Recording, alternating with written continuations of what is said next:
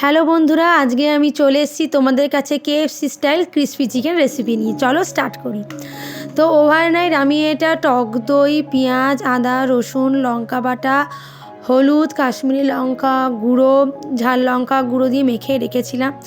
দেন সকালবেলা দেখলেই কাট করে নিলাম পিসেসগুলো এবং ময়দা আর ময়দার সঙ্গে আর কি রেড চিলি সস, দেন আস্তে আস্তে green chilli sauce, soya sauce আর তোমার একটু সাদা তেল আর একটু নুন মিশিয়ে এই মিশ্রণটা তৈরি করে নেবো। আর তার সঙ্গে ওভারনাইট যেহেতু মেখে রেখেছিলাম চিকেনটাতে নুন দিইনি, কারণ জল কেটে যাবে। দিয়ে সকালবেলায় নুন দিয়ে নিলাম। আর আরেকটা বাটিতে 3টে ডিম ফেটিয়ে সেই ডিমের মিশ্রণটা তো নুন আর কালা মির্চ পাউডার দিয়ে মিশিয়ে নেব।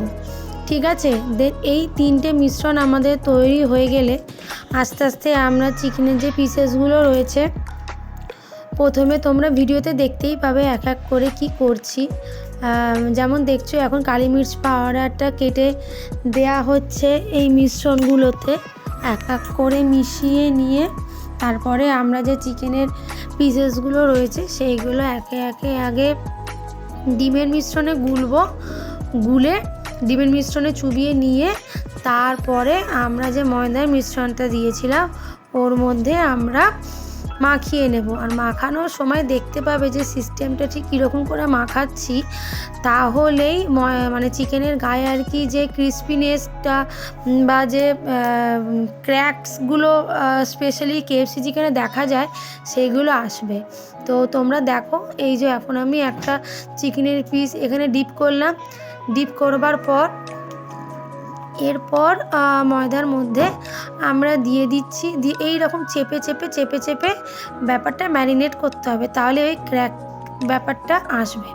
ঠিক আছে, আচ্ছা। তো এবার আমরা এক এক করে পিসেসগুলো করে নেবো। লেগ পিস নিয়েছি, এখানে ব্রেস্টের পিস রয়েছে আর এখানে উইংস রয়েছে। দেখতেই পাচ্ছ মাখার পরে ম্যারিনেশনের পরে আর কি এইরকম হয়েছিল ব্যাপারটা। দেন কড়াইতে তেল দেওয়া হয়েছিল, পুরো ব্যাপারটা সাদা তেলেই হবে। দেন এক এক করে পিস আমি ছেড়ে দিয়েছিলাম, পুরো ছাঁকা তেলে ব্যাপারটা ভাজা হবে। তো একটু স্বাভাবিক ব্যাপার, ছাঁকা তেলে ভাজা হচ্ছে আনহেলদি, বাট ঠিক আছে, টেস্টের জন্য মাঝে মাঝে একটু আনহেলদি ফাস্টফুড চলেই, তাই না? সবসময় তো আর আমাদের খাওয়া হয়ে ওঠে না।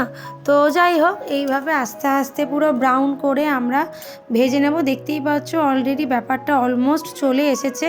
একটু ছুরি দিয়ে তোমরা পোক করে দেখে নিতে পারো কতটা কি নরম হয়েছে, সেই অনুযায়ী কাজ হবে। দেখেই নিয়েছো, রেডি হয়ে গেছে আমাদের কেএফসি স্টাইল ক্রিসপি চিকেন। তোমাদের যদি এই ভালো লেগে থাকে রেসিপিটা অবশ্যই লাইক কমেন্ট শেয়ার করতে ভুলবে না।